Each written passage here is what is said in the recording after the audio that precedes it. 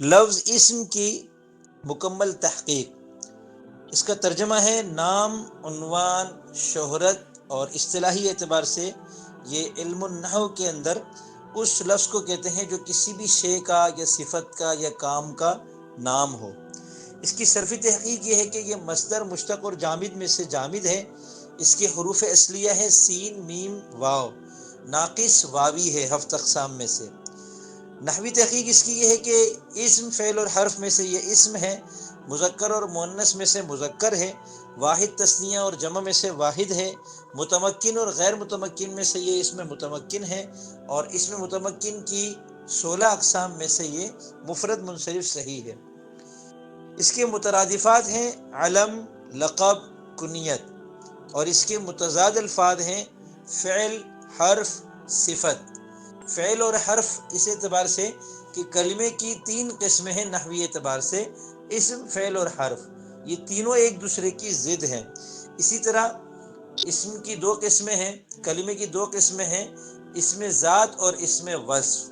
اسم ذات کو اسم کہتے ہیں اور اسم وصف کو صرف صفت بھی کہتے ہیں، تو اس اعتبار سے اسم جو ہے وہ صفت کے مقابلے میں آتا ہے۔ اس کے متناسبات میں سے کنیت ہے سماع، آسمان، علامت، معرفت اور ذات، یہ سب اس کے متناسبات میں سے ہیں۔ اور محاورے کے اعتبار سے دیکھیں تو عربی میں یہ لفظ اس طرح استعمال ہوتا ہے فلان باسمہ، یعنی فلاں شخص اپنے نام سے پہچانا جاتا ہے۔ اسم علی مسمى، اب نام حقیقت کے مطابق ہے، جسے ہم اردو میں کہتے ہیں وہ شخص اسم با مسمى ہے۔ لیس لہ اسم، اس کا کوئی نام نہیں، اسے کوئی نہیں جانتا۔ اسمین، برائے نام، اسمی، نام کا۔ اور قرآن کریم کی بے شمار آیت میں یہ لفظ استعمال ہوا ہے، ان میں سے 3 یہ ہیں سبح اسم ربک الاعلی، اقرأ باسم ربک الذی خلق، اسمہ المسیح عیسی ابن مریم۔ دیگر نکات کے اعتبار سے دیکھیں تو قرآن مجید کی پہلی وحی میں یہ لفظ آیا ہے اقرأ باسم ربک الذی خلق، اور اسم کی جمع اسماء ہے، جسے اسماء حسنی، اللہ تعالیٰ کے جو پیارے پیارے نام ہیں۔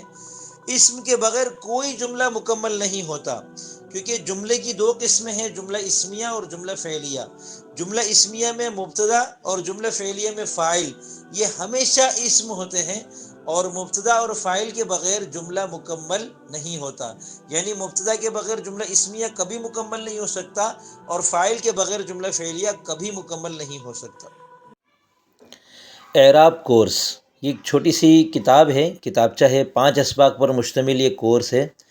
عربی صرف و نحو پڑھنے والے طلباء جو کتاب کو اور عبارت کو حل کرنے میں ناکام ہو رہے ہوتے ہیں، اس کی وجہ یہ ہوتی ہے کہ انہیں اس میں متمکن اور مرفوعات، منصوبات، مجرورات سمجھنے میں دقت پیش آ رہی ہوتی ہے، انہوں نے اس کو صحیح طریقے سے سمجھا نہیں ہوتا۔ تو اس کورس میں 5 اسباق کا یہ کورس ہے، اس میں بالکل الگ طریقے سے اور آسان طریقے سے ان چیزوں کو سمجھایا ہے۔ آپ اس کو پڑھیں اور اس کی خوب مشق کریں، تو آپ کی اس مشق کے نتیجے میں انشاءاللہ آپ کی یہ کمی دور ہو جائے گی، اور آپ کو عربی عبارت پڑھنے میں جو دشواریاں پیش آ رہی ہیں وہ نہیں آئیں گی، بشرطے کہ آپ ان میں سے ہر سبق کو پڑھیں اور اس کی اپنے طور پر اچھی طرح مشق کریں، تو انشاءاللہ آپ کی یہ کمی دور ہو جائے گی۔